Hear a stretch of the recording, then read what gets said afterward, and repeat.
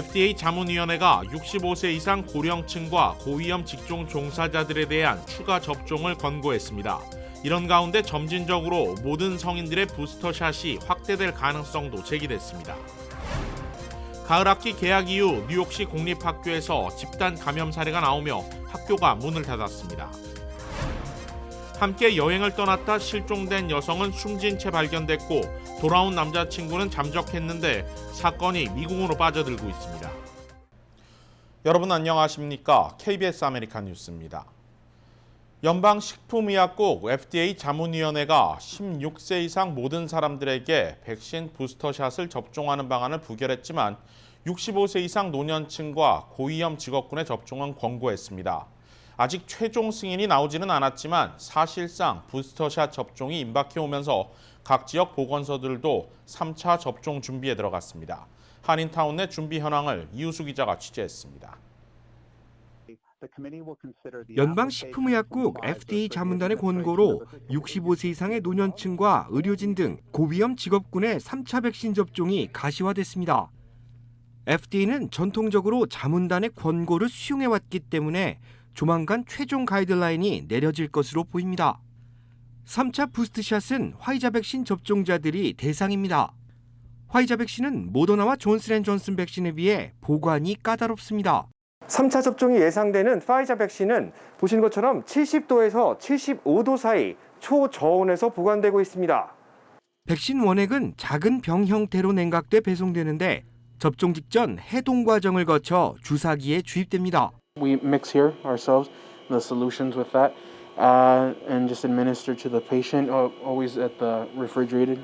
FDA가 자문위 권고를 수용해 부스터샷을 최종 승인하면 연방질병통제예방센터가 접종 권고를 내립니다.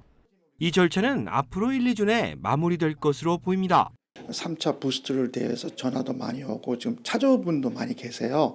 근데 아직은 우리 FDA가 준비 허락이 안 떨어졌기 때문에 우리는 지금 스탠바이 기다리고 있습니다. FDA 자문단은 화이자 백신의 3차 접종을 권고했지만 모더나와 존슨앤존슨 백신의 경우 데이터 검토에 더 많은 시간이 필요하다는 입장입니다. 하지만 모더나와 존슨앤존슨 백신 역시 화이자 백신처럼 결국 노년층과 고위험 직군 종사자들을 대상으로 부스터샷 접종이 권고될 것으로 보입니다. KBS 뉴스 이우수입니다. 이처럼 고령층과 고위험 직군 종사자들의 부스터샷은 가시화되고 있지만 아직 모든 성인들의 부스터샷 확대는 미정입니다. 이런 가운데 파우치 국립알레르기 전염병 연구소장이 부스터샷이 확대될 수 있음을 시사했습니다. 파우치 소장은 오늘 ABC 방송에 나와 부스터샷 확대 가능성을 언급했습니다.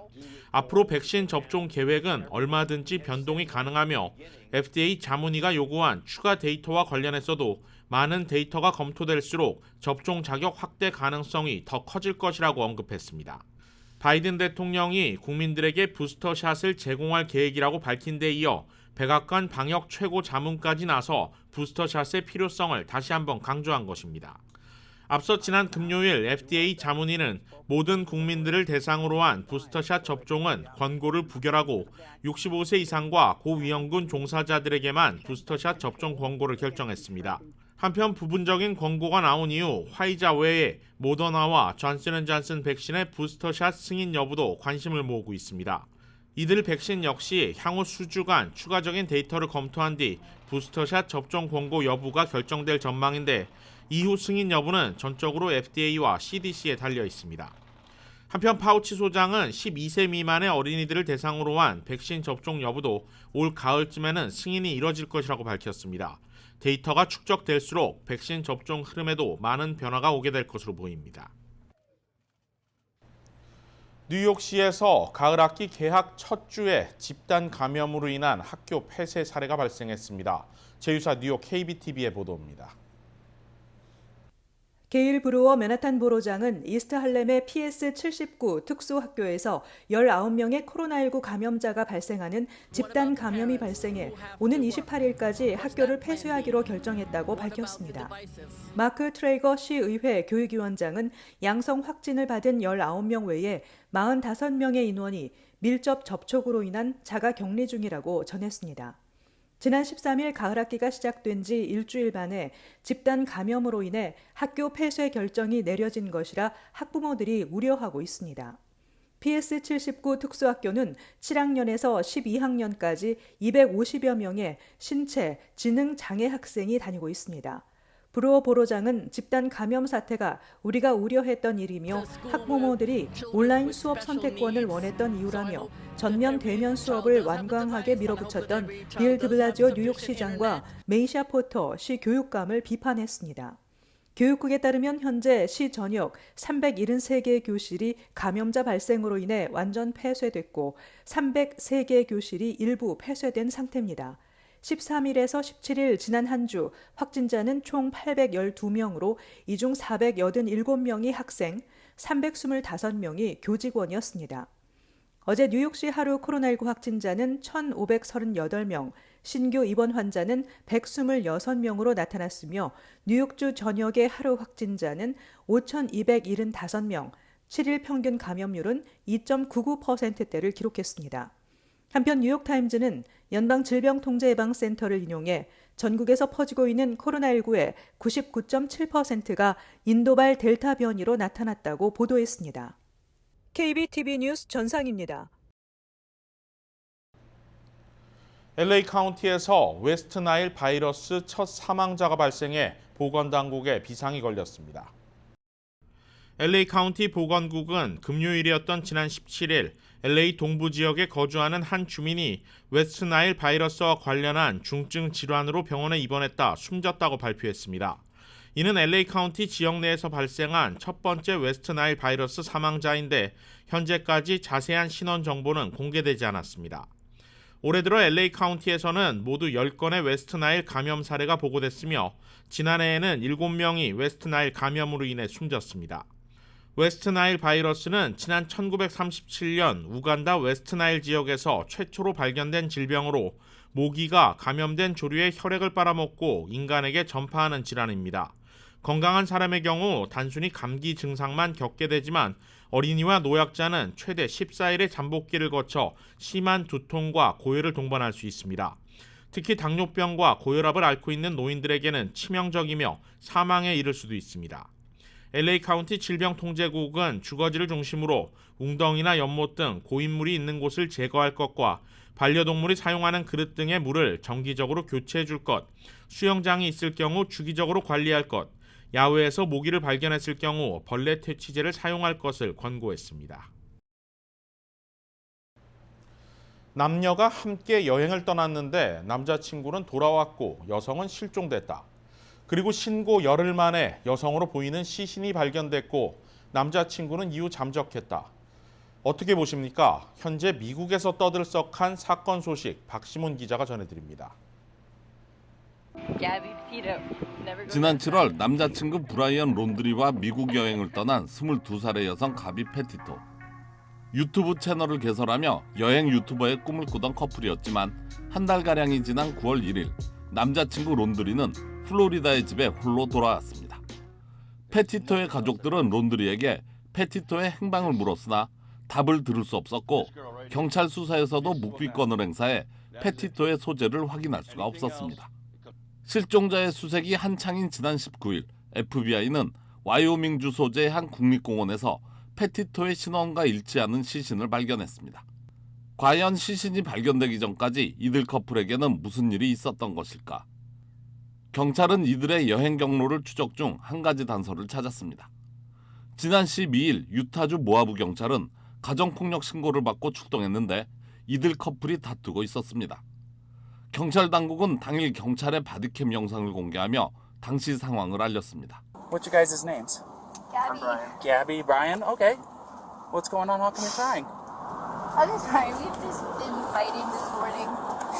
Some personal issues. 경찰은 가비를 따로 불러내 자초지종을 설명하라고 Yeah, 합니다. I don't know. It's just some days I have really bad OCD, and I was just cleaning and straightening up the back of the van before, and I was apologizing to him and saying, I'm sorry that I'm so mean because sometimes I have OCD and sometimes I just get really frustrated. Not like mean towards him. I just like.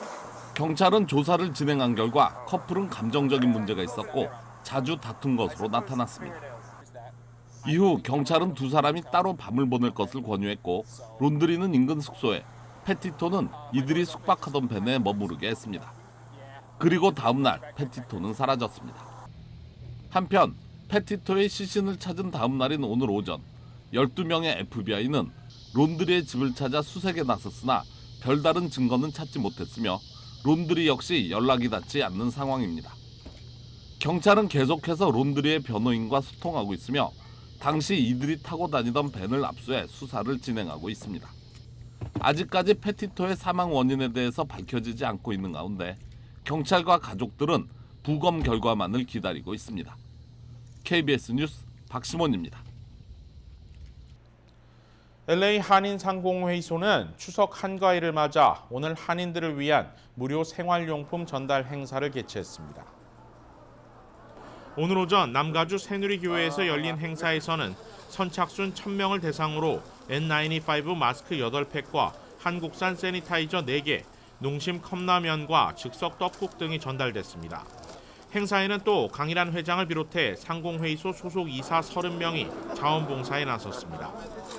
추석을 맞아 무료로 진행된 이날 행사장에서는 그러나 당초 취지가 무색하게 일부 한인들이 무료 배포 물품 규모가 공지된 것과 달리 소액이라며 주최 측에 항의하는 등 볼썽사나운 모습이 보이기도 했습니다.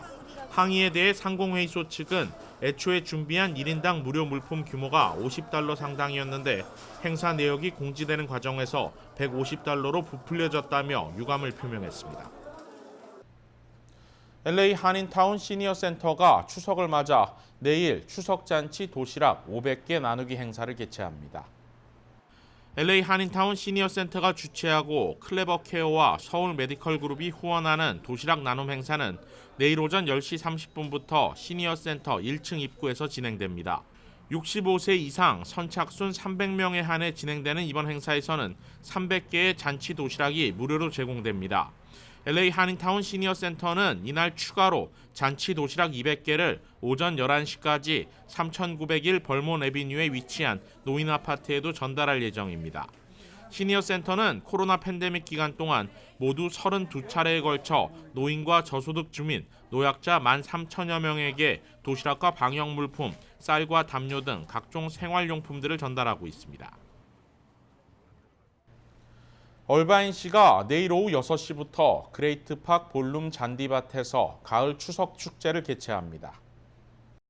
얼바인시 승격 50주년 축하 행사의 일환으로 열리는 내일 행사는 한인 등 아시안 커뮤니티의 명절인 추석을 맞아 미드 어텀 페스티벌이라는 제목으로 열립니다. 미드 어텀 페스티벌 명칭은 추석의 다른 이름인 중추절에서 비롯된 것으로 얼바인시는 그동안 음력 설 축제는 열어왔지만 추석 축제는 이번이 처음입니다. 온 가족이 즐길 수 있는 이번 행사에는 공예와 푸드트럭, 아시안 전통 음식과 차 등이 선보여질 예정입니다. 또 주민들에게 다양한 시 관련 정보를 제공하는 부스들도 마련됩니다. 무료 입장인 이번 행사장에서는 라이브 공연도 예정돼 있습니다. 페라칸 얼바인 시장은 지역 주민들과 함께 아시안 명절을 기념하고 문화적 다양성을 체험할 수 있는 이번 축제에 많은 참여를 당부했습니다. 가을 추석 축제에 관한 자세한 정보는 얼바인시 공식 홈페이지인 cityofalbine.org를 통해 확인할 수 있습니다. KBS 아메리카는 시청자 여러분들의 소중한 제보를 받습니다. 뉴스 마칩니다. 고맙습니다.